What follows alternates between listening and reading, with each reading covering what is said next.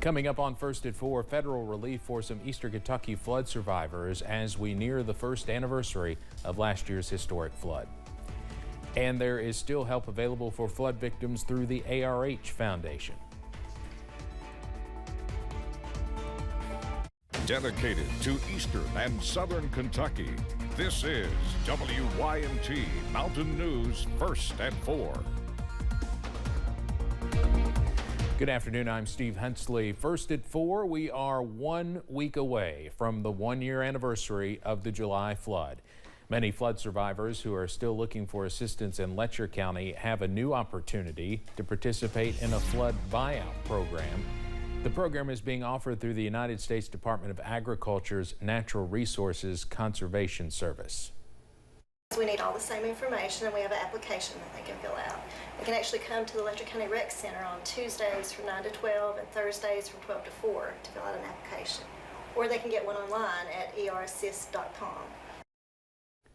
Sexton says they are excited to be offering Letcher County flood survivors another opportunity to be approved for flood buyouts.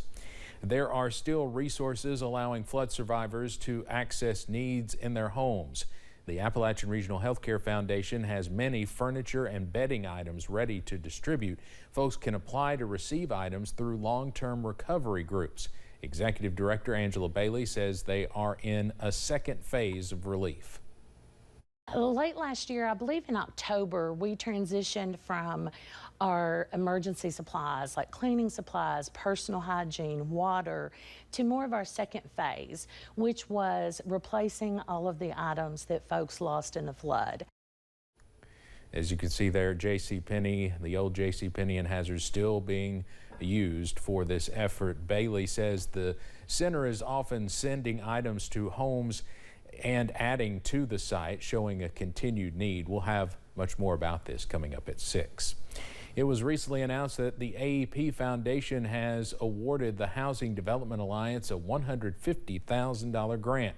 With a portion of the funding, the Alliance is building a new 4-bedroom home in Jackson for the Combs family who lost theirs last July.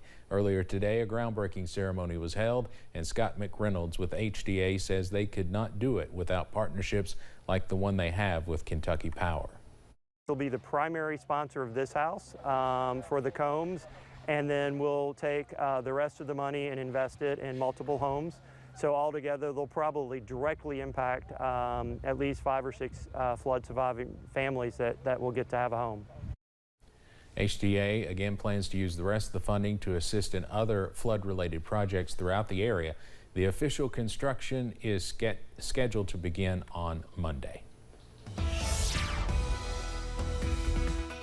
Well, you can hear me now, and now it's time to talk about what a beautiful day we've got all throughout the region. Plenty of sunshine, just a few fair weather clouds out there. The view from our studios here in Hazard, 81. The current temperature looks absolutely beautiful. Same thing from our Pikeville Medical Center camera. A few more clouds out that way, but still rather pleasant. Temperatures right at 80.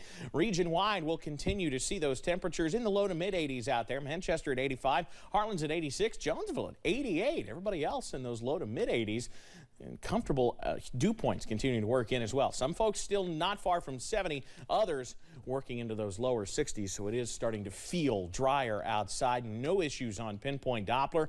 You can see a few showers over Illinois is about it so far. So your forecast first through the evening hours. Maybe you want to flip a couple burgers, put a few dogs on the grill. Low 80s out there, falling into the upper 70s quickly. Get out and enjoy. Steve, I'll have the latest on when we see an even better look to the weekend in a few minutes. New details are emerging about a U.S. soldier who crossed into North Korea this week, but his exact whereabouts remain a mystery in the secretive country. Will Ripley has more. The Korean DMZ, the demilitarized zone, is one of the most heavily fortified border areas in the world. That's the reason why you have barricades and spike strips and all of these military checkpoints to try to prevent people from being able to go in or come out. There's a reason why this road has tank traps. Basically, if tanks were to come rolling down, they would blow up to stop an invasion from the north to the south, and the north has similar booby traps set up as well. So obviously, it's a highly secured area. How did this U.S. Army private just run across? Well, we're learning that on Monday at Incheon Airport, about 90 minutes drive from where I'm standing right now, he was supposed to get on an American Airlines flight to Dallas, but he told, after going through all of the procedures, all the security, right at the gate to the plane, he claimed that he had lost his passport and was escorted back outside of the airport, somehow made his way here on Tuesday, where he was able to board, get on a tour. He had booked a tour. It was apparently the passenger manifest was approved by the United Nations Command, and he, along with about 40 other people, took a bus down this road over this unification bridge, and less than 5 miles that way is the joint security area where he was able to basically, according to others who were on the tour with him, run across, ignoring the calls of guards, and get into a North Korean van where he was whisked away. Now, where he is now, after being in North Korean custody for Wednesday and now Thursday, still an open question because the North Koreans have not released any information publicly, and it may be quite some time before we officially know anything about this soldier's whereabouts or when he might have a chance of getting back to the U.S. All right, that was CNN's Will Ripley reporting. Russia targeted the southern Ukrainian region of Odessa for a fourth night in a row, hitting grain warehouses before dawn today. Ukrainian officials say the Russians carried out their attack from a missile carrier in the Black Sea. 2 people were injured in an explosion. Officials did not release information on how many missiles were fired. They say direct hits on grain terminals destroyed 100 tons of peas and 20 tons of barley. The searing heat is making it difficult to get control over wildfires burning in 3 areas of Greece. Residents in the Attica region just north of Athens are evacuating their homes and farms as a major fire has rekindled. Firefighters are dropping water from planes and helicopters to try and douse the flames, and they are getting help from French and Israeli crews. At least 3 people were killed and several others injured in Kenya. Protesters and security forces clashed during ongoing anti-government protests there. Protests have rocked the country since last Wednesday over unpopular tax hikes proposed by the national government.